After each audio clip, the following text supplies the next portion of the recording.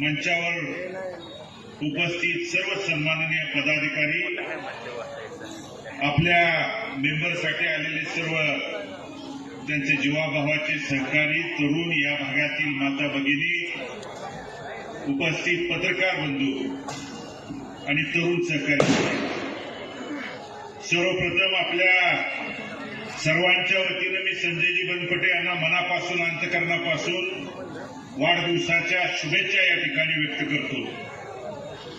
अगोदरच्या मान्यवरांनी बोलताना सांगितलं, या भागात इथल्या सर्वसामान्यांच्या मनात मेंबर या नावानं प्रसिद्ध असणारा आपला तरुण सहकारी गेल्या अनेक वर्षाचा लढत असताना त्या नगरपालिकेच्या मंदिरात जरी त्या ठिकाणी नाही गेला तरी रस्त्यावरची सर्वसामान्यांच्या हिताची लढाई त्यांनी कधीच हातातून टाकली नाही, बाजूला गेला नाही.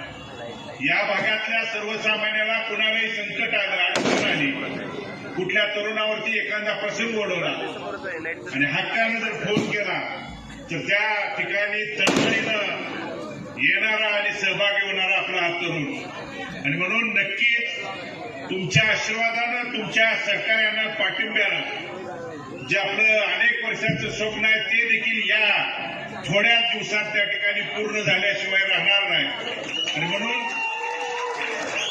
मी ती सदिच्छा, मनापासूनच्या शुभेच्छा व्यक्त करत असताना आपल्या या युवा सहकार्याला उदंड आयुष्य लाभो हे विठ्ठल चरणी आणि रुक्मिणीच्या चरणी प्रार्थना करतो.